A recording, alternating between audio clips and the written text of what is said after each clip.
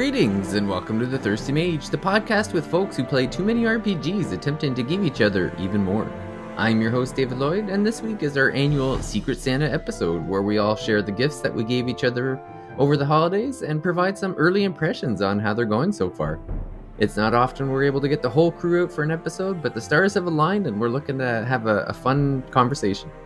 Joining me is the man still getting hate mail for some inexplicable reason for his Crisis Core review. It's Jordan Rudick. Oh, it's very explicable, I'd say. As soon as you give something with Final Fantasy in the title under a 7, you're public enemy number 1. Yeah. No, now I'm getting hate mail for not giving Persona 3 Portable a 10. So it's always something, I guess. But yeah. Well, Paige and I definitely did not tell people to comment on your review of Crisis Core during our Crisis Core episode. We definitely did not say that. I knew the crew of the Thirsty Mage would always have my back. That's why I appreciate you guys. We did, however, say that you and Casey have to do Dirge of Cerberus because you missed out on Crisis Core. Oh my gosh! Yeah. Well, it getting a re-release is a lot closer now that Crisis Core has gotten one, so it's certainly possible at this point. And you have to review it too. Yeah. Oh no. Such as my eternal penance to review the Final Fantasy spin-off that I'm not going to like as much, I guess. Yeah. Also with us, enjoying his PS5 to its fullest with a gorgeous From Software game, it's Casey Gibson. We're actually starting this episode about 20 minutes later than the scheduled start time because kept on rambling about Demon Souls. Yeah. I guess technically this one's not it was originally From Software, but Blue Point I think is I think Blue Point did the remake for something this one. with Blue, Blue Point does a lot of really great remakes. Yep. I mean, people seem to think they're working on a Metal Gear Solid one. I don't know if that's true. It'd be cool. I'd love to see that, but we still don't know what the next project is.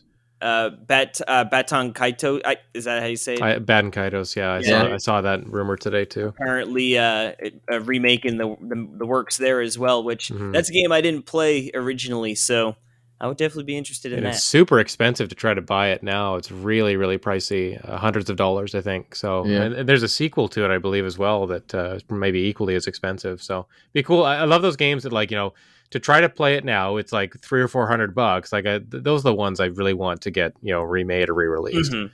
Yep. Amen. And rounding out our RPG quartet, fresh from penning a strongly worded letter to Koei Tecmo, it's Paige Chamberlain. I think this is a conspiracy on the part of a Mr. Rudick in order to save sales of a certain game. I had something cooked up for this line too, and I was like, oh yeah, this is no, Paige. I think that obviously Atelier Ryza just need a little more time in the oven, a little more time in the cauldron, I guess, as it were. But I'm sure it'll be all the better for it. Don't worry. It's my entire day plan's ruined. It was play Ryza until husband wakes up, and then play Kirby, and I've got to sit there looking at Kirby, waiting for someone to. They're just giving you more time to play Octopath 2. That's all. It's just clever marketing, I think. So, I think Octopath 2 went up 5 Metacritic points because it doesn't have Ryza to compare it to now. Yeah, exactly. Yeah, that was the real sabotage, is trying to win Fantasy Critic this year or Metacritic predictions. Yeah, which I'm up to an early lead, I have to say, with the first one. Fire Emblem's Metacritic number came in lower than everyone said. Yeah. So I won the Price is Right style of having the lowest bid on Fire Emblem Engage. Do you have the numbers handy with you, David? I know that you had the lowest of us, but yeah. So I had 85. Yeah. I know the two numbers were 87 and 90, and I can't remember if Jordan said 90 or if I said 90, and then afterwards it was based on what I heard before the reviews came out, I was like, oh, maybe I shouldn't have said it so high. I knew as soon as they took the dating sim out of that game, I knew it was doomed, and that's what the comment I'm seeing the most is that the game has no story and no dating sim. So I just saw this funny quote tweet on because the RPG site does these little things for the reviews of the pro cons and the quote and stuff, and then someone's like, how is this an 8 out of 10 when 2/3 of the game's story and supports are bad? And it's like, The idea that that's 2/3 of the game and not like the actual part where you're playing. Yeah, you know, the battle. gameplay, The the gameplay. the RPG gameplay. Just ignore that part.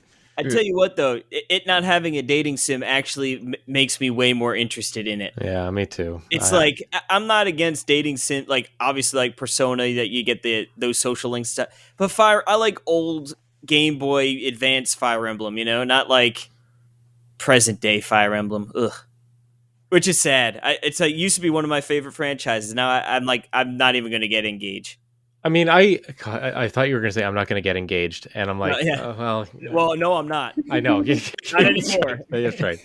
You're way past that. I was gonna say, I like the idea of them alternating between, you know, waifu harem Fire Emblem style and like classic, just focused on the battle Fire Emblem style. Like just do one of each, like one every couple of years. You know, just alternate between the styles. And doesn't everyone get what they want at that point? I don't know. Like you think with this art style, they'd be going more for the that waifu way. Yeah, totally. Because it's much more color. Like it's so colorful that my baby loves watching the preview videos. Oh, the art is great. I know they hired a specific artist to help them with the design of these characters, and her work, I believe her work is just incredible. I'd love to see some of the kind of concept art and the work from the artist directly and how it's translated in the game. You know, obviously not 1-to-1, but obviously that influence is coming through, and it certainly gives the game a lot of charm. I don't know. No Manuela, no David Purchase.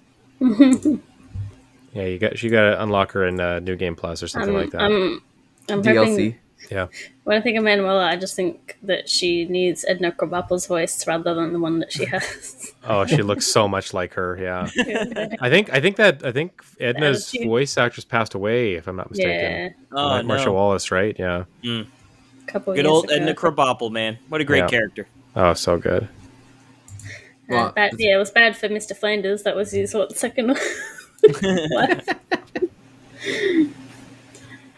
Yeah, I just have a picture of all the characters on Three Houses, and I don't know. Yeah, it's funny because I going back and remembering all the. I remember in my last playthrough, I think I ended up bringing everyone over, but like I know each house has a leader, and then each house has like one confidant, I guess, that you can dedicated retainer. But by the end of my game, I had like 28 people under my house, and then there's like 2 people under the other houses, and thinking like how ridiculous that was. It's funny seeing that. I didn't do it in that game, but in Three Hopes, I just like recruited everyone I could, and you just constantly like you talk to them and they're complaining about having to fight their friends, and it's like, whose fault is that?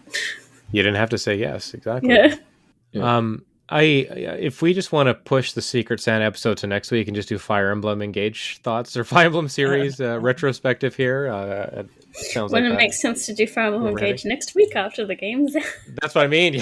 Yeah. So that's the joke, is that we want to talk about it so much. I guess review scores just dropped, and I am quite hyped up for it now. Someone just posted in the RPG Site chat.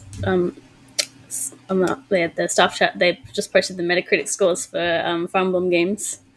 Engage is 82, Three Houses is 89, which is probably why I gave it 190. Status of Valencia 81. Birthright and Conquest have 2 different ones by 1 point. It's like 86 and 87. Oh, and so the 3 Fates games go from 86, 87 to 88. Awakening is 92, and Shadow Dragon is an 81. I think that's high for the Fates games, especially how people kind of look back at them not very favorably, right? So Engage is like on the very, very low end. Yeah, really? It feels very much a reaction to it's Three almost Houses. The same, because Shadow Dragon and Shadows of Valencia, so like remakes of the first 2 games are at 81, and this is 82.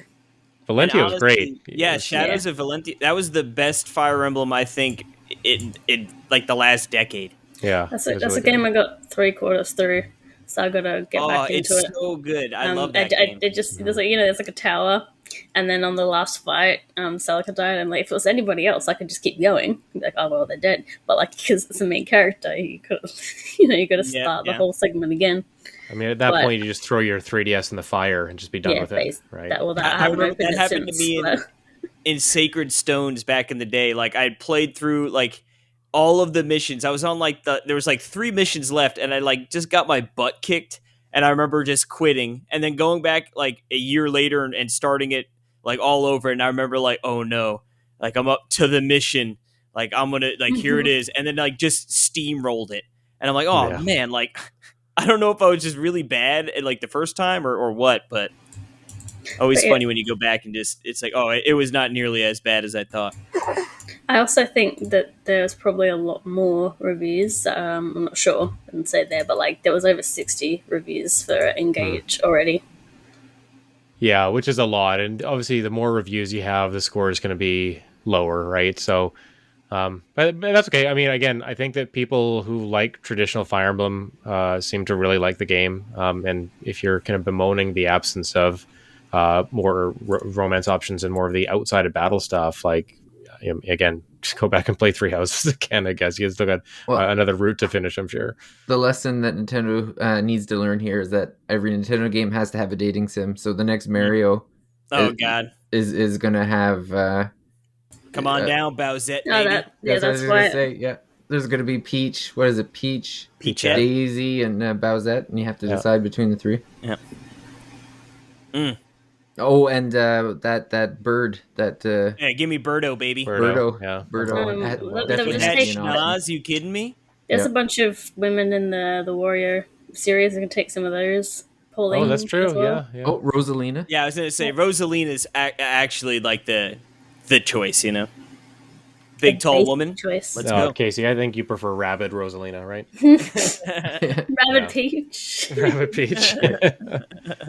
The big question will be what waifus are going to be in the Kirby dating sim game. King Dedede and Meta Knight.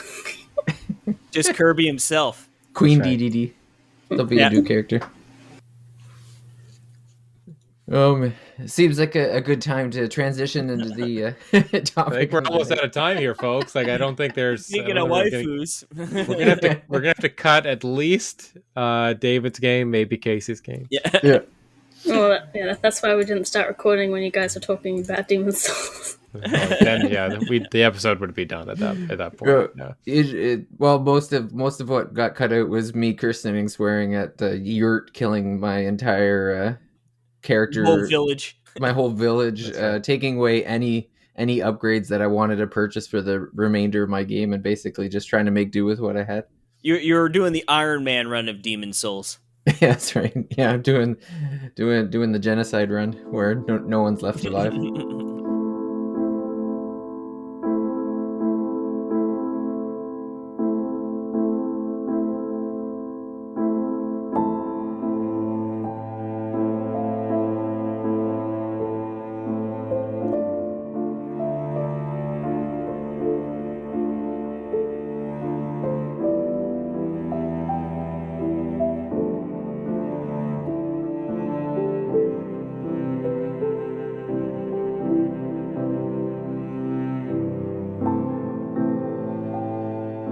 But yeah, Casey, why don't you kick off our talk? So I guess we'll just start it off with saying who got who what. So I was the Secret Santa for Casey, so I purchased the game he's about to talk about, and Casey bought for Jordan. Yep. Jordan bought for Paige. No, yes. Yeah. And Paige bought for me. Yes, you got it right in order. Got it all. Yeah. Got it all. So yeah, Casey, take it away. All right. Yep. So David got me Final Fantasy IV, the Pixel Remaster, and I've never played Final Fantasy IV, and I've only played a little bit of Final Fantasy I Pixel Remaster, so I haven't really messed around with any of the remasters at all. And I've played about an hour, so pretty early on into the game, but man, they look so good. The Pixel remasters look really good, and they sound really, really nice as well. And this game, right? Forgive me, I'm going to mess up the names here. Let me see if I can. So the main guy in Final Fantasy IV, Cecil. Cecil, that's right. Yep, and he's like a Dark Knight, right? That's yep. So you start off, right? He's sort of the commander of the Red Wings, and you're sort of tasked with going down and getting the crystal, I believe the water crystal, for the king. And the king is sort of set out like a no restrictions on how you're going to get this this here crystal, and you sort of go in there and you got to kill a lot of people, and this is all like you're not actually playing. This is sort of cutscenes, right? And you go down, you get the crystal, and you can already tell he is sort of questioning what's going on here, like why are acquiring these crystals so important that you're really just savagely and barbarically killing people, and taking out like whole towns and all that such. So you return the crystal to the king, and he questions the king, right? And immediately you're sort of labeled as a traitor. But it seems like maybe you can win back the good graces of the king by delivering this bomb ring to the one town over there. So they do call it bomb ring then, eh? I was curious. Yep. Yeah. Well, is there a different name in the original? In the original, I'm pretty sure they say package. It's just called package. Yeah. Yeah, it's just called package. Yeah. They were joking about this on Retronauts, about how in the original translation it was package, and then in this one it's bomb ring. But Cecil doesn't know. Supposedly Cecil's not supposed to know what happens when they get to the village. Mm-hmm. But the joke is like he's literally carrying a package that says bomb. Like they call it bomb ring. Yeah. And he's like, I didn't know what it was. Package made more sense for him being kind of unaware of what was going to happen, right? Like just bringing this package, like you have no idea what's going to happen when you get there, right? That it's going to open up and explode all these bombs coming out. But bomb ring is like, you've bomb ring. And what did you think was going to happen, Cecil? Yeah, sort of a strange change. Yeah. Very weird. But yeah, so you get to the town, and right, you go through a cave and you actually fight this dragon, the Mist Dragon, and like, you can attack her while she's in her dragon form, but then when she switches to Mist, any damage you do doesn't do any damage, but then you get countered. So a nice little intro fight, not too hard or anything. But then you find out, you go in there, all of a sudden you walk into town and the bomb ring just blows up the entire town. And I guess it turned out the goal was to kill all the summoners. And actually you find like a young girl, and her mother had died. And actually the summoners are connected to what they summon, and you killed her dragon, which was her summon. So, you end up sort of trying to, Cecil feels really bad. And like, obviously this little girl is like you just killed my mom. Like, I don't care. You feel bad. Like, I hate you, but ultimately you sort of protect her from some enemies trying to kill her. And officially right now you're like, you've defied and killed your own sort of countrymen to protect this summoner. So seems like you're definitely going to be on the outs with your kingdom. And that's sort of where I'm at now. The girl has joined my party, and man, it's sort of brutal. They start her right at level 1. Yeah. And I was level like 10. So I was like, well, we better, before I go off and sort of go to the next objective, I should try and, grind out a few levels, because she had like 30 HP, which, was nothing. And it took me like 4 or 5 fights, because she kept getting targeted and just dying in like one hit. So I was like, God, man, this is crazy. But I was able, like, after she got like to level like 3 or 4, she had enough HP to actually, take a hit or two. So it was a little bit easier to grind her up from there. But a few things. Like I said, game looks really great.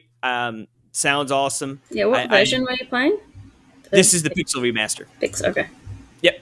And so I'm the story is definitely intriguing, and I'm interested to keep it going. Like I said, I've never really played through, like I've dabbled a little bit with some of the older Final Fantasies, but not enough where I've actually seen them all the way through. So this is definitely something I'm looking forward to continue to play. But there are some weird things, like I said, a little weird. You start at level 1.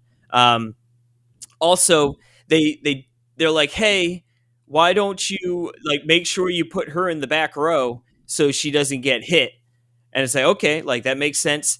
And then, but like in the menu, it's sort of hard to tell like what indicates front and back row. It's just an arrow, and it's like, well, is it like, like which way is front? So I ended up doing it the wrong way and demolished the first fight I did with her.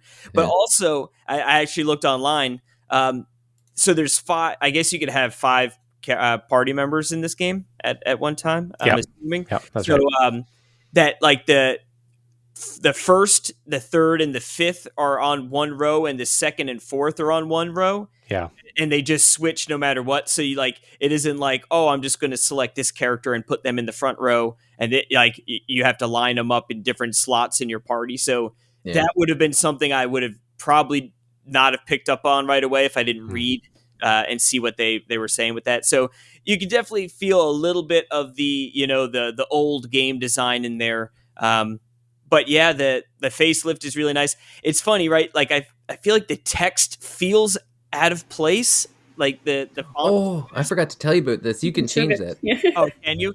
Well, but the funny thing is, I'm like, it feels out of place, but man, it's so crisp and easy to read. Oh, okay. Yeah, there's a way. Like if you go into it's pretty easy. If there's like the text files are in like the folder on your computer, and if you just what I was doing was I would copy the Japanese text, or no, I think it was Japanese. There was one of the other languages texts where you just copy it, change it to English, and then replace the existing English, and then it has like a much better text. And it's like as easy as that. Like, but there's definitely lots of mods. There's like you can make it look like Dragon Quest, or you can make it look like the original Final Fantasy. Like, there's a bunch of different.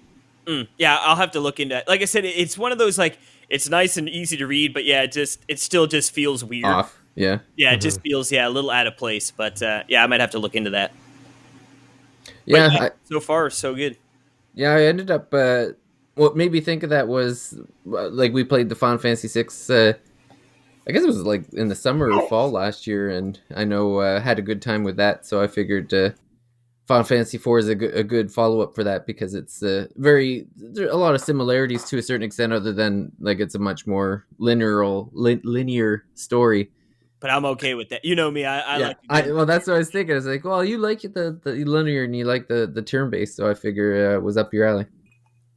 Yeah, no, it was a perfect hit. So thank you very much. Yeah, and then nice and easy to just plug in the PlayStation controller and works with Steam nice and easy. Mm-hmm. And I tried to see if the Switch controller just wouldn't work.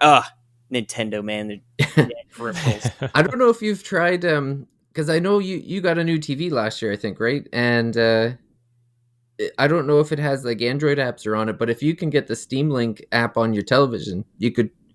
I could beam it over there? Yeah. Do you know if that works on like a Google Chrome or a Google TV or something? Oh, yeah. Google TV is the one that, like, I have a Google. So I have a Sony, but it runs like the Google software. Like it's an Android TV. So, okay. So there's an app. If you get the Steam Link app, all you basically do is just turn your computer on, turn Steam on, and then the television app will say, "Oh, you got a computer on this Wi-Fi," and then you could basically play any Steam game on your television. And you can either leave the controller connected to the computer and just play, or you can just the controller can be connected to the television directly and can play through that. I'll have to look into that, because I mean, it's not so bad on my computer, but yeah, if I could sit on the couch, would probably be a little bit more enjoyable. Yeah, well, and if the Switch, I'm pretty sure I used my Switch controller on the television, so you could probably use the Pro Controller on, like, if you connect it via Bluetooth to your television, then you'll be able to use the Switch controller with the game. Sweet. Yep. Thank you, sir. I appreciate the gift. No problem.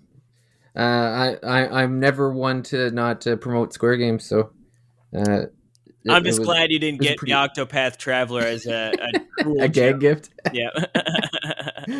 Well, you have to play it for the episode, so you'd be forced to, and that would have been worthwhile, I think. But Jordan's like, man, I wish I got Casey. Is it technically a gift if Square is trying to give away the game? Yeah. Although I say that and they're probably asking full price right now, so who knows? But yeah, Jordan, why don't you kick us off with your game? Sure, yeah. So Casey got me a gift, Grim Dawn. It is very much a Diablo type game. Hard to not call it just a Diablo clone. Kind of that action RPG, kind of like it originated on computers, obviously, kind of top down isometric perspective. Where I've been playing it on PC. Obviously, you wouldn't really use a controller. It's so easy to with a controller. It's so easy to control with a mouse and keyboard. So I just kind of been clicking my way through. I think I've put in about 3-ish hours. I only started last night, but man, I couldn't put the game down. Like it's really, really compelling. And I don't know if that's so much the game or just like me, like being in the mood for a game like this right now. And I totally am. The setup is the story is kind of forgettable, and I don't really know. It's hard to distinguish what's a main quest from a side quest. I'm kind of just messing around with it, but I chose like a warrior type class. When you hit level 10, you can choose a secondary class, and so I took like a shaman type, and so on my left click, I've got like my standard kind of slashing attack, which I've powered up through some branches on the skill tree. But on the right, my right click, I've got like this kind of like pestilence type insect spray that I kind of shoot out in front of me, and it infects all the enemies and makes them easier to take down. And they do, it does like continuous ticking damage on them too. So I feel like a badass right now. The map seems quite big. It seems like there's a lot of DLC or separate campaigns for the game. So I imagine there's tons of content here. I think the game is pretty fresh too. I mean, the title screen says 2022, and I don't know if that's just because the last maybe DLC dropped in 2022, but it's really fun. I guess the highest compliment I can pay it is that it feels like Diablo. It feels like you're just playing a Diablo type game. The voice acting isn't great. It doesn't really add a lot. But just the minute to minute exploration combat. Seeing loot pop up, leveling up. There's multiple skill trees. You're often kind of unlocking new waypoints, just like you would in Diablo. I think you can instead of a town portal, I think you can fast travel from anywhere, which is kind of nice. I think you just go to the map and you click on any of the waypoints that you've opened, and you can just go there. So I like that kind of quality of life feature. What else can I say? One thing I've noticed that there aren't a lot of like major boss fights, or at least I haven't encountered any. I think I'm approaching a fairly major kind of turning point in the story where I'm a ways north from the starting village, and I've gone through marshy areas and underground caverns and graveyard type areas. I've gone through all that, and then I'm going into this abandoned town. And I think there was a warden there who seems to have been maybe experimenting on people in his dungeon or his cellar. So I think going in there, I think taking out this warden fellow, I'm getting like, I guess I'm reminded of like the Butcher as a boss or a character in Diablo, and so I wonder if it's going to be one of the first major bosses that I encounter. But digging it. I find it again. I started playing last night. Like I'll play an hour, see how it goes. And I didn't want to stop playing. I had to stop because it was getting so late, and I had to get ready for work the next day. But I think I put in like a couple hours, 2 or 3 hours yesterday, and I played another 40 minutes or so before we started recording, and it's a lot of fun. I think if someone's really got that itch for a Diablo type game, and they're waiting till June when Diablo 4 comes out, the Grim Dawn is not a bad place to look for something to tide you over. Until then, it feels enough like Diablo that you're certainly getting that itch scratched. Yeah, it's funny. My sister and I played a bit of this back in the day. So it actually came out in 2016. Okay. And I was actually looking at, I didn't realize this was a Kickstarter game. Oh, neat. Okay. Yeah, in 2012, it was funded up, and within 4 days or whatever it was, it beefed up there pretty quick. But so I guess, and it looks like it just came to Xbox One at the end of 2021. But looks like they got a number of expansions and stuff. But because originally when I was like, oh, I should get him Diablo 2. Like, that'd be freaking perfect. I know it's not a Steam game. But then I was like, oh, but I know, like, you were holding off on that because, with all the bad stuff that was happening with Blizzard. Yeah. So I was like, I don't know if he's still steadfast on that, like, not trying to play Blizzard. And like, I'd hate to get you a game like, here's a game, and you're like, well, I'm not playing those games, and then refund, return. Yeah. Yeah. And then like actually, and then I was like, oh, you know what? Like maybe I was like, I remember like, yeah, like Grim, like a Diablo-esque game, and then like, boom, on sale too. I was like, perfect. It was a great. It's a great gift because I had no idea about it. And I go into it thinking, oh, okay, like Casey said, it's kind of Diablo-esque. I'm like, okay, well, I don't even know if I'm really into a game like that right now. I just haven't really been thinking about it.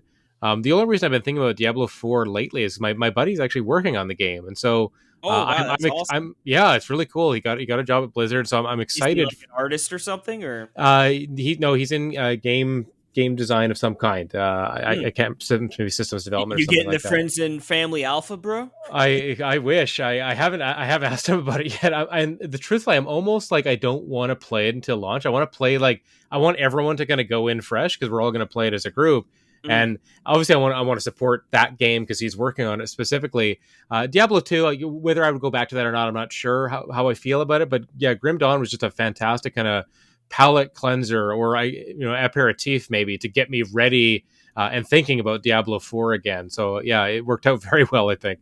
Yeah, and it seems like Blizzard's been making changes. Obviously, yes, for sure. They've done some deplorable things in the past, but it seems like they've got some good leadership over there now, and hopefully they keep on sort of fixing things up. But yeah, D4 looks pretty freaking rad, and I will be. I've already got it pre-ordered, so yeah. I mean, first and foremost, like obviously, I want to support my good friend who's working on the game. Obviously, I think there's still room for them to improve and grow, but it does sound like maybe things are improving, and we'll see how that goes. But yeah, gosh, just add another game to the list of really exciting titles coming out in 2023. Hopefully nothing else comes out there on that time. Well, yeah, it comes out in June, right? And that's Final Fantasy 16 comes out in June, I believe, as well. Yeah. You almost got to pick one. Like, no one's going to finish Diablo 4 in a week.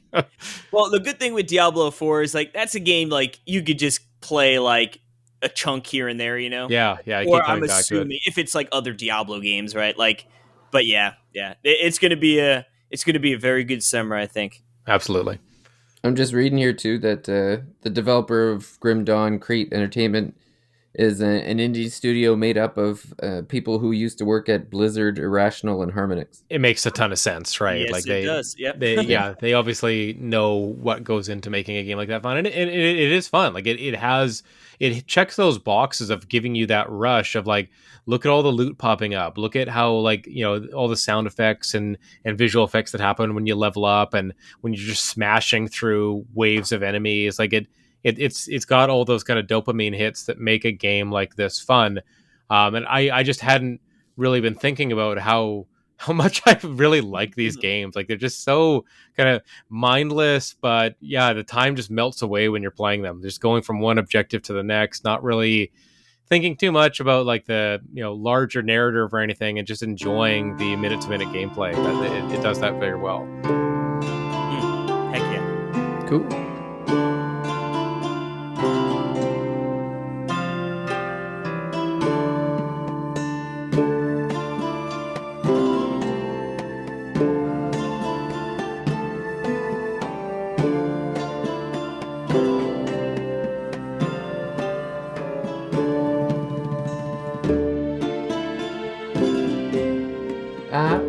Next up on the list is Paige with Potion Craft. And just before you start, Paige, you and I were talking beforehand about how you had told me on the previous episode what the game was, and then I thought my daughter was playing it, but I named some other game. But then I looked it up on Steam, and this is the game that my daughter somehow found on her own and started playing. That's so funny. Also, real quick before you get into it, this was a game that I potentially thought about doing for Jordan.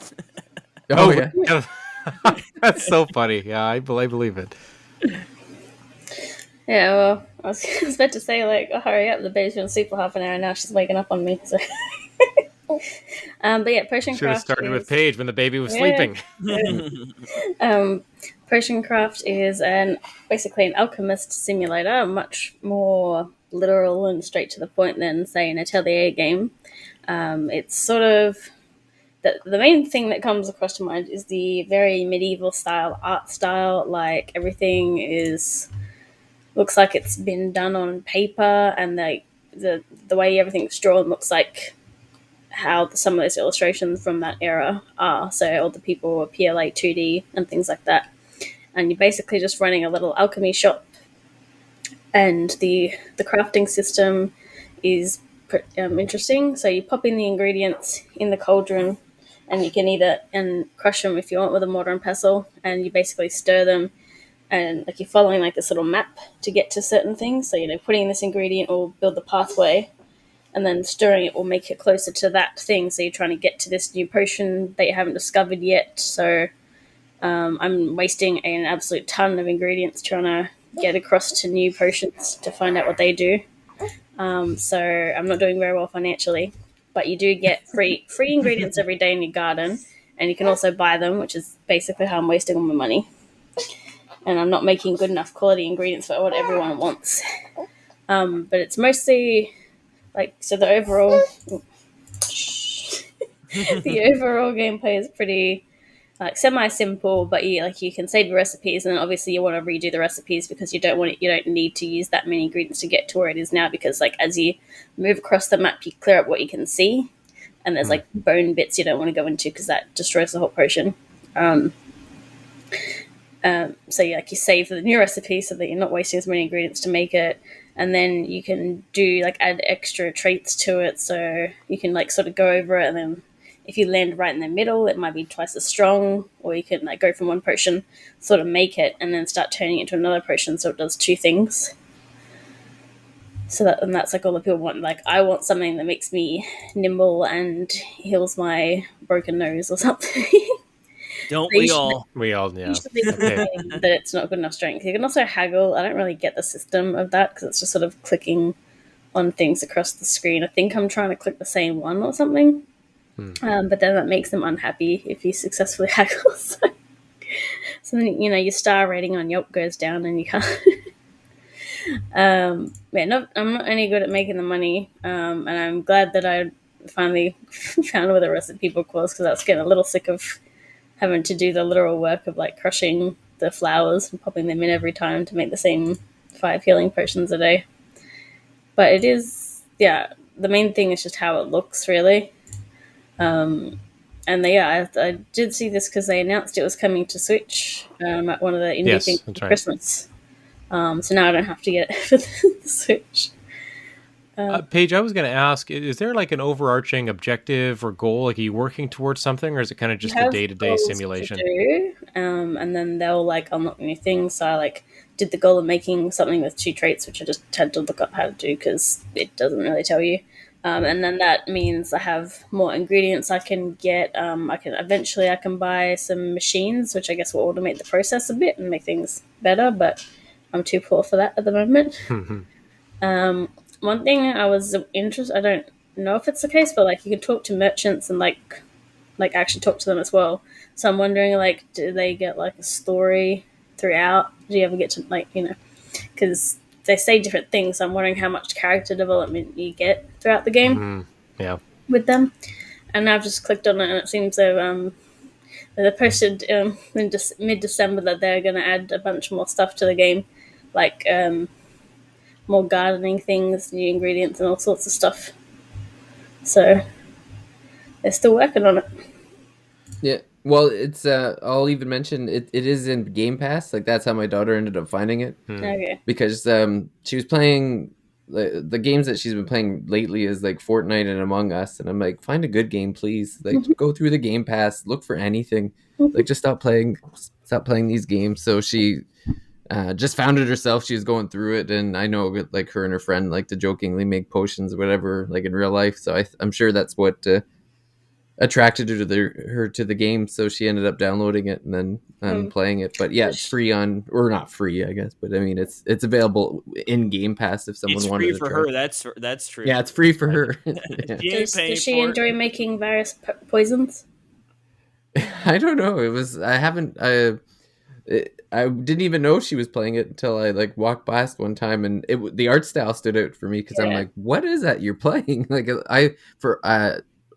my initial reaction is I thought she was playing that Obsidian game, the Pentiment. Yeah. That's what I thought of when I saw this game initially. I'm like, oh, it kind of reminds me a little bit of Pentiment, which people have been talking about around the end of the year because it was kind of up for some Game of the Year awards, right? So yeah, but no, she seemed to be having fun. She was doing the mashing of the. When I had seen her, she like it was that, I don't know what that thing is called. It's like the little bowl, and you have like the masher. Yeah, mortar and pestle. That's what Paige was talking about. You can use it in the kitchen in real life too. So. Yeah. Well, I have a friend that has like this exact one, like it's an iron one with like an iron masher and stuff. That's the birthday present idea for her. David just mashes things with his fist. He just puts it on the cutting board and smashes it like Hulk. Yeah. That's my way of releasing stress is punching it or stepping on whatever, mashing whatever I find in our garden. The herbs and roots taste better when you mash them up by hand, I think. So yeah. You really taste the rage. That's right. Yeah. David, I was going to say, it's quite a departure from, doesn't your daughter play like Roblox or Minecraft and Fortnite, and then to go to this, it seems she's all over the place because she likes those games, but then she's been really into the 3DS as well, and she plays a lot of Tamagotchi Life and Style Savvy. Right. So she's definitely a lot more adventurous in games than my son. He's like 90% Fortnite and 10% Rocket League. So, yeah,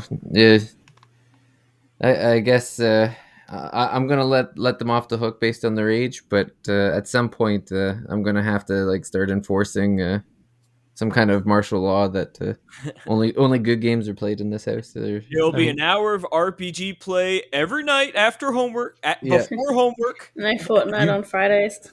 Yeah, there's not enough Square Enix being played on this PC. This is. I'm gonna be fired from my brand ambassadorship. Can you change? I play Octopath. No. One thing to mention about the game is, I guess it would fit because there's a lot of things I know, like on social media, where they're talking about cozy games. I find a lot of games get put in that category that I wouldn't classify as it because they'll have like combat or some other things. But this, I'd say, definitely fits into it because you don't have any bills to pay. Like you can buy ingredients and upgrades, but like there's no. Yeah, you lose ingredients, you don't really lose money, basically. Yeah. Aside from the repo man doesn't come to take your ingredients if you don't pay the... You can just go to sleep, and then there'll be some ingredients in the garden the next day. So you could just ignore everything and go to sleep repeatedly. So it's a good, like, definitely, I think, something to pick up and play. I think the only frustrating thing is trying to figure out how to do something. Like, end up having to look up how to do 2 traits and stuff like that because it doesn't quite give you enough instructions in that regard. Yeah, I that just to return to my game for a second. I that was one issue I'd found that I didn't get to mention. I just finding like how to do certain things. Like it wasn't as intuitive as something like Diablo, or maybe just like maybe I'm used to console games with a little bit more handholding or tutorialization. But just jumping into Grim Dawn, like I feel like how do I play this game again? Or how do I do this? How do I raise my skills up? Where's the merchant to sell stuff? Like there wasn't as much signposting, I suppose. I do want to check out Potion Craft when it comes to Switch, though. I think that it seems like a good kind of like Paige's cozy game. Works really well portably too. So yeah, unfortunately, my portable device has not arrived yet. Still. Oh yeah, you're still waiting for that. Yes, right. Yeah. So have you broken the news about that purchase, or? No, I was waiting for it to get here to be like, oh look what arrived in the mail. you gotta wait until you can't cancel it before breaking the news. Look what David sent me. No, not David. Jeff Keighley from the Game Awards. Paige won. She won one of those Steam Decks they're giving away every minute. It was Milf Under 69 all along. That's right. Yeah. Had to be Paige. Speaking of big purchases, the PSVR 2 seed is sort of wheedling its way into my brain. I don't know if it's going to happen. I still haven't jumped on the bandwagon, but man, it's tempting. Can you just play regular games with the PSVR and it do that, like where it's like looks like you're looking at a movie theater or something? I don't know, but I'm just thinking like Resident Evil Village in VR, dude. Oh my goodness, Resident Evil 4 remake in VR. Come on. my good dude. I'd have to get a pack of undies, a new pack of undies. Oh yes, indeed. You gotta wear some Depends, man. It really depends. Is he saying that it's for Resident Evil, but actually he just really wants to play Among Us in VR? Yeah.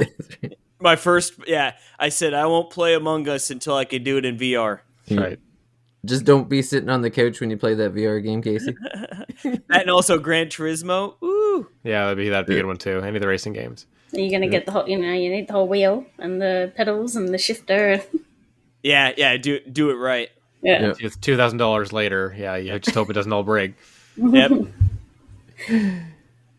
David, I remember when we were going on about like card games and board games and stuff last episode. I remembered the one that I forgot about, which was Cactopot in Final Fantasy 14 in the Golden Saucer. You ever played that? Yeah, they did a board game of that, and I have that. Oh, cool. So it's sort of like I played a little bit. It's sort of like you're just sort of betting on it. It's sort of bingo-ish, like similar to the game. So you're sort of betting what you're going to get. And it just looks like the game, exactly like the board looks like it. You've got all the little pieces. So it's really cool. Yeah, that's neat. So, and this was because obviously you couldn't have ordered this directly from Square. You must have got it through I think that one sells more freely some other places, or at least they import. Like I don't know if that one's a store exclusive because I got it through a local board game place. Ah, okay. Yeah. Cool. Well, I guess that's the segue. Last but not least. Last but not least. Oh wait, is there Golden Saucer in that game that you're about to talk about? Oh, I don't know yet. There's definitely been a lot of Final Fantasy VII references so far. Like I've seen a few, and the references are still coming, which I'm pretty happy about. So the game that I teased last week, and I think people probably know what it was because when I did the editing, I realized that you said, Paige, you had mentioned the Maxima version. And I'm like, yes. Yeah, they're like, oh, people might pick up on that. So Paige got me World of Final Fantasy. This was a game. I don't think it was on my wish list, but I've seen it a few times and I always like thought about getting it, but just never actually like pulled the trigger. So when I got it, I was very, very intrigued. Looking forward to playing it, and I'm about 12-ish, I think, hours into it now, and I'm on chapter. I think it's like 15. I'm on chapter 15, and I think there's 21 chapters in the game. I haven't had to use a walkthrough or anything because it's pretty. So the way the game works is you play as two, like a brother and sister, Rain and Lane. Rain and Lane, I think is the names. And basically, it's funny. So the game starts off with Lane getting up to go to work, and he's like a barista in a Starbucks. And he just goes, he starts making coffee, and there's only one customer that's sitting there, and his sister comes running in and screaming like, there's no one here, and Lane's like, what do you mean there's no one here? And there's like nobody in the world except like the three of them, like the brother and the sister and this other girl. And so this patron at the coffee place kind of coyly says, like, mentions that she's a god, and they're actually like from, I don't think they're from this other dimension, but there's like this dimension called Grimoire, where they can go, and they're basically like Pokemon masters, I guess is the best way to put it, because World of Final Fantasy is kind of like a Square Enix version of Pokemon, and so the world of Grimoire is basically this mismatch of like all these different Final Fantasy places, references, all kind of, combined into one. And the whole point of this thing is that the two of them used to be these very powerful Mirage Keepers, is what they're not Pokemon, they're called Mirages in the game. And they were these like powerful keepers, but they've lost their memories, so they go on this adventure in Grimoire to recapture their memories. And in there's like, so far they've been going to different places. So you you start in Cornelia, and the first people that you help is like Princess Sarah and the Warrior of Light. And then you move on to like different places. So like, it's funny, I showed up at what I thought was Midgar based on everything, but like, because you're looking at it and like, well, this is clearly Midgar, and then I walk in and it's like Nibelheim, and I'm like, what? Like, that's bull. This is Midgar. Don't give me this bull. This is clearly Midgar. But like Tifa was there, and and it's funny because all the characters in Grimoire are basically like little chibi versions of themselves. Like, they're called Lillikins. So all the like main characters are these like little chibi versions. So it's like Tifa. It's like Crisis Core Tifa. So she's like this little Tifa with like a cowboy hat. I prefer the Lillican art style because the main, like, I don't know if you mentioned that they sort of change between the two, and they're called giants with a J. Giants with a J. And that's like really the sort of Kingdom Hearts art style of looking people. Yes, I don't like that they at look all. very Kingdom Hearts. So I'd keep them as like the lily people for as long as I could. Yeah. Well, and that's actually part of the combat. So the combat is very Pokemon-esque. You actually, it's funny because there's like two menus. Like, you can use like a Pokemon when you're in a battle, there's like a Pokemon version where it shows like the different attacks, and then you just hit the buttons. But because I'm playing on my Steam Deck, the game doesn't change. Like, it still says like LKO, like it shows like the letters. So I'm like, well, I don't know what buttons these like represent on my Steam Deck. So there is an option to go to classic mode, which is like the Final Fantasy menu basically. So you can just select like abilities or attack or whatever. So I just switched the default to that. And but the way that it works is so you collect the monsters the same way you would in Pokemon, where you use so the Pokeballs are called Imprisms. So it's like these like little prisms that you throw at them, and then you capture them pretty much the exact same way. But it's not just a standard like, oh, you throw out your Pokemon and it does a fight. They do this weird thing. It's called stacks, where they're all the characters are either small, medium, and large. And so you can put the large characters on the bottom, and then you can stack medium and small characters. Like, basically they're on each other's heads, or depending on the different things. Like, so I have a dragon now, and the dragon is the large. And so I have the brother as a Lillican. So he's like a medium. So he's riding the dragon's back.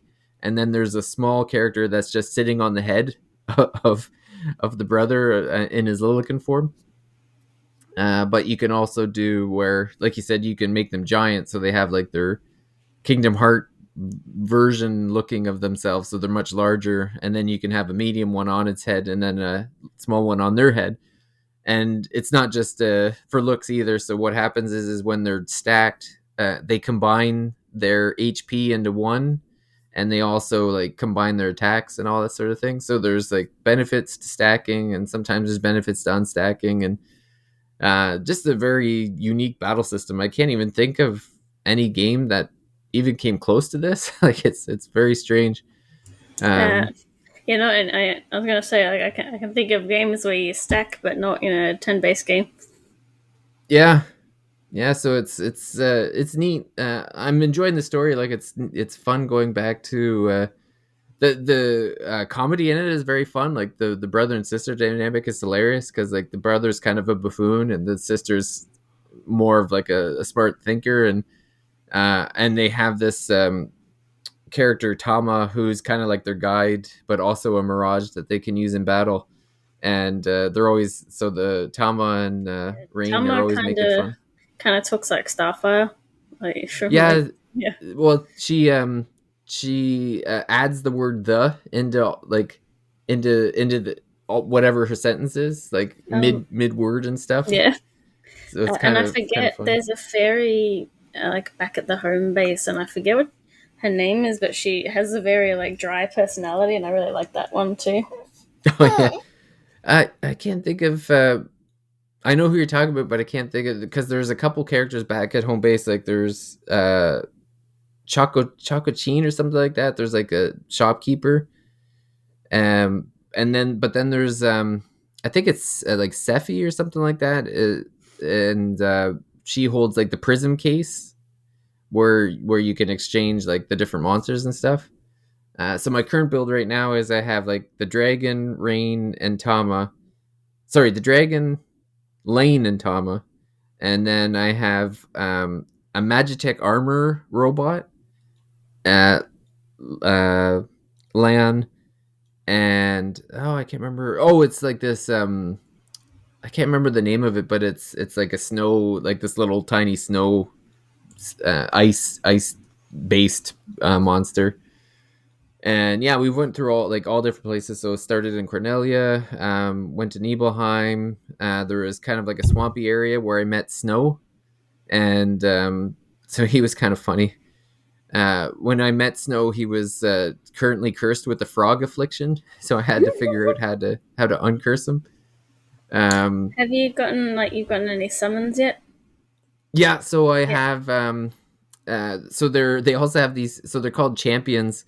So when you find these different people that you can, there's a meter that builds up as you're being attacked, and then you can summon some of the characters. So I think I have about 9 right now. I think so. I can like summon the Warrior of Light, Rafia, Tifa, Lightning. I got Squall. I just met Squall, and he's pretty badass. So now I can use him as a champion. Was your snow one called Babblers or something? Sorry? You had, like you said, there was a snow one, and I was looking at the Mirage list, and there's one that looks like Jack Frost crossed with like a Pachirisu from Pokemon. Oh yeah, Babblers, something like that. Yeah, that's the one I have right now on LAN. But I just started using it, so I'm not 100% sure all their attacks. And there's I just met a character from Dirge of Cerberus where like I felt like I was supposed to know who it was, and then I'm like, I've never heard of this person before, so I googled them and I'm like, oh man, it's a Dirge of Cerberus character.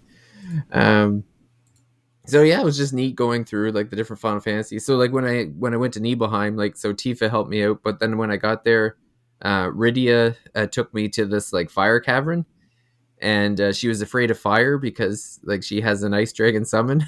so like she was conquering her fear of fire while we were in there. And Lightning has a fear of fire in Casey's game, as he remembers, or maybe he hasn't got there yet, but yeah, right, she has to overcome that fear of fire to melt the ice to get up the mountain to go to see Yang. Yeah, so it's neat having like these callbacks to these old games, so it's pretty neat. So does it make you feel like you're in the world of Final Fantasy? It certainly does. Like having all the characters come back. Like it was funny because when Lightning came back, I'm like, man, they really need to bring Lightning back to like something now, because I miss her as a character. I thought she was pretty neat. I didn't necessarily like Final Fantasy 13 per se, but Lightning as a character I think is pretty neat. But yeah, like I said, I don't know. It's funny because like I'm on chapter 15 of 21, but then I was looking at the how long to beat, and it said it's about 30 hours. Mm-hmm. So I'm probably at the halfway point if that's how long it's going to take me, I guess, based on my playtime. But so really big chapters, or maybe they're counting the DLC as well. Yeah, it's hard to say, but I haven't really done too many. So on top of all that, like you can go back to the this other dimension that you originally come from, and I haven't really done. There's like a Coliseum that's run by who's the little guy with the knife again? I'm blanking on his name. Tonberry. Tonberry. So there's Tonberry. That's what I thought, Tonberry, but I'm like, no, that can't be it. You would know what Tonberry is called, surely. Yeah. Mr. So there's a Tonberry that runs a Coliseum so that you can get like rewards for fighting characters. And I did that once because like there's so many systems, because on top of like the champions, you can also get like these mega summons. So I defeated a Cerberus, so I can turn. I haven't figured out how to do it yet, but like, so I guess you can expend all your magic to call in Cerberus, but you have to have a Fenrir that's leveled up enough to be able to do it. So I went to the Colosseum to capture a Fenrir, and so now like I have it unlocked, but I haven't figured out how to actually like call on Cerberus yet. But and then there's another section. There's this tea room with the girl. It's literally called The Girl Who Forgot Her Name. And there's like this girl who allows you to. It's basically you're getting like story beats of the champions that you've seen. So I went back. I did like the Light Warrior story. So the Warrior of Light goes back into the castle, like where I was, and sees a Bahamut soldier in there, and you fight on his behalf. And then when it ends, like the guy's like, "Oh, that was weird. It felt like the Mirage Keepers were here again." It's like, so I guess like they don't see you fight for them, but it's like more fighting basically, and you unlock things for your champ from like doing these champion stories. So you get a little bit more backstory to these people in the world or whatever. So, but yeah, I love the humor. Really digging it. The story is neat, and the battle system is a bit weird, but I don't mind it. It's pretty fun. So I plan on finishing it. So I would say it's a great pick. Gotten the most into the game that we've all been given. So I'm glad I chose to do that anyway, despite the supposed Steam issues that were going on.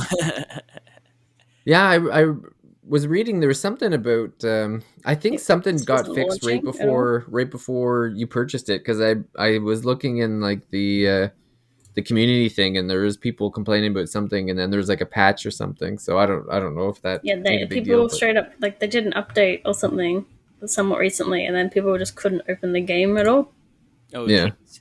But yeah, it's because a lot of Final Fantasy is on a lot of things, because I originally got it on the Vita and that, and then they did a Maxima update, which was the DLC. But on certain platforms, you can only get the Maxima versions. Like the Switch would be the version that comes with all the DLC.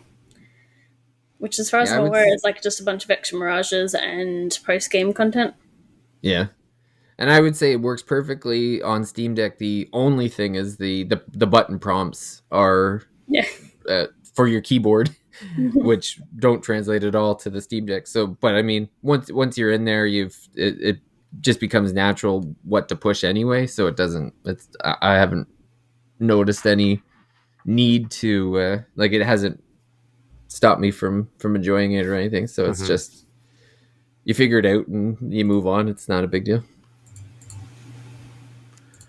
I think we did pretty well this Secret Santa go around. Everyone no motion sickness this time. So that's why John picked He picked a 2D game. That's why.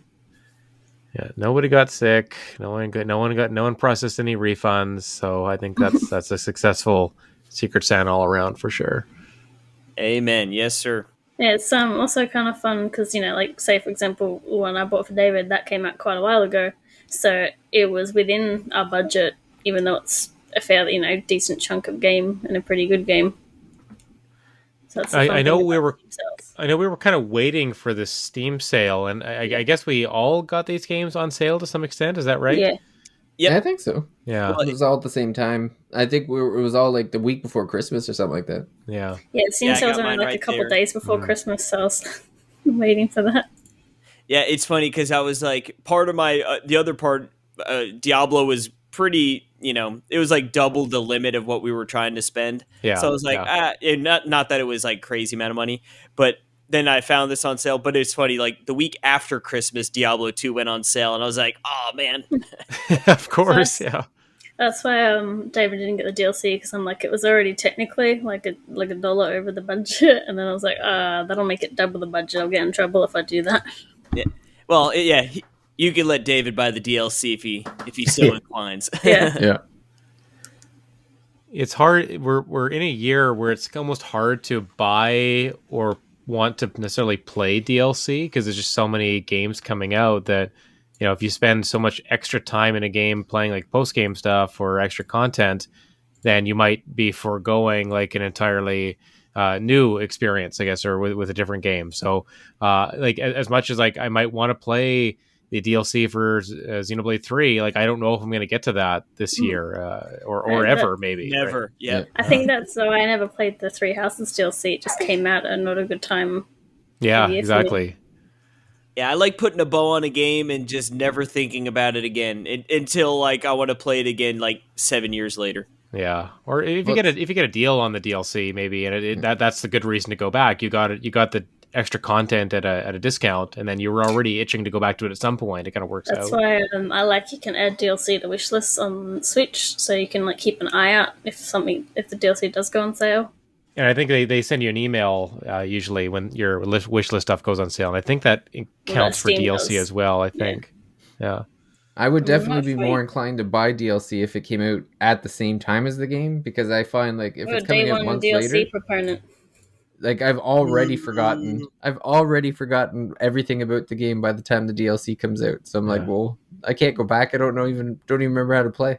You heard it here first. David wants to pay more for that should be included in the base game. It's ready at launch. Well, it's funny, the unintended consequence of playing World of Final Fantasy is now I've added every Final Fantasy game to my wish list on Steam because I'm like, I have to have all the Final Fantasies on my Steam Deck now. If you just limit your daughter to only playing Game Pass games, you'll be able to afford all that DLC you want to buy. You don't have to buy her or your son any new games. Yeah, that's the plan. Those V-Bucks, and they add up. Yeah.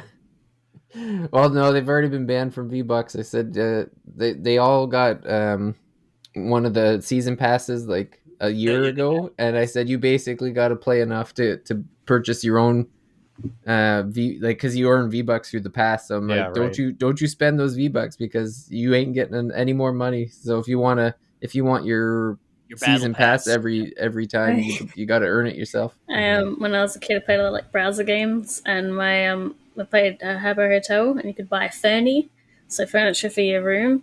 And my poor sibling got scammed and lost the thing that our mum had spent real money for us on, because someone's like, I'll hold it and we'll make this room together. Oh, so no, you got too like, brutal. I shouldn't, maybe for games that they can do that in, shouldn't give the kids money for things. But I'm like, no. Sometimes the only way to learn is to get scammed. So special place in hell for those people that trick kids, though. Better get scammed in a video game than with you. It's tough but fair, I suppose. It's very heavy-handed parenting, I guess. So I guess that'll take us to the end of this episode. Thanks for everybody listening to our impressions of our Secret Santa games. Always nice to kind of share and get people to try something new, right? Like I think for all of us, this was maybe something we're familiar with, but maybe something we also wouldn't have picked up for ourselves necessarily. Although World of Final Fantasy, I can't believe David hadn't played that yet. I mean, it's literally, the title sounds like what he would want his dream world to be. So, or his dream amusement park or something like that. I live in the world of Final Fantasy every day. World trails of the. You're changing your kids' Fridays to TGIFF every Friday. Thank goodness it's Final Fantasy Friday, and you're only allowed to play Final Fantasy games on Fridays, kids. Doesn't sound like a bad day. No, it wouldn't be a bad day. That's going to be me when the Pixel remasters come to Switch. I still owe David some beers for that, so I need to get on. I know I need to get on that. I was thinking about that. I was at the liquor store. Every time I see like kind of attractive looking cans, I'm like, oh yeah, I gotta pick one of these sets out for David. But yeah, this will do it for the episodes. Thanks everybody for listening. We're going to have some Fire Emblem Engage impressions next week, I believe. Is it just Paige and myself picking that one up? David, Casey, are you guys in? Nope. Okay. Really? And like I said, it definitely does sound a little more intriguing knowing a little bit more about it. But no, I'm playing Demon Souls. I've got other games to be had. I mean, that's the thing. I kind of cleared out a little bit of backlog to get to this, or I didn't take on any extra review games knowing that Fire Emblem was coming out. So I put a bow on Persona 3 Portable. You can obviously check that out, NintendoWorldReport.com. Gave it an 8, really enjoyed it. But I was like, okay, I'm not going to take anything. I'm doing 40 hours in Persona 3 Portable. Like, that was already a long, big commitment, right, you know, like it was a big boy. So to save a little bit of time in the week after I finished it for getting ready for Fire Emblem, checking out Grim Dawn, I'm ready for Friday. So I'm like halfway through a 40-hour review game, so I think Fire Emblem is what I'll play as like a break when I've had enough of that game. Right on, yeah. It's tough. Like sometimes you just don't know how long the game's going to be, and you get in the middle of it, and you just got to get through it at some point. But yeah, I mean, Fire Emblem is a game like I also don't really want to rush through. Like that's my game, I think, until the end of February, I should say. Yeah. End of October. End of October, yeah. It's been a long year. Well, yeah, that's sort of like Demon Souls, right? Because like I'm sure you could look up, or any Souls game, you could look up how long it is to beat, but it's going to vary so much depending on how big you are. Yeah, especially an action game, it's much more difficult to assess. So yeah, I don't want to have like another 40-hour game looming. You know, it's like I want to just try and sort of take my time and not think like, oh, I want to spend 3 hours and actually get 3 hours ahead in the game. You know? Yeah, exactly. That's right. I just want to go in there and, you know, if I get my butt kicked for an hour and don't really make any progress, I don't want to be like, oh, I wasted my time. I literally just bought Persona 3 right now because he reminded me that it went on sale at midnight. Yeah, that's right. Yeah, it's a good week for RPG fans. Again, Persona 3 portable, Persona 4 Golden, and Fire Emblem all coming out. Like kind of something for everyone there. One Piece last week. What's that? One Piece last week. One Piece came out last week. Yeah, I'm not sure. I know Forspoken's coming soon. The Hogwarts game is coming soon. Like there are a lot of options for people early in the year, so I'm sure someone's going to have, or everyone should have something to play that they're interested in. But yeah, we'll wrap it up here. You know where to find us. Any podcast app of choice, the Thirsty Mage. If you can leave us a comment or review, that'd be great. But we'll talk to everybody next week with some Fire Emblem Engage thoughts. Bye for now. Adios. Bye. Bye.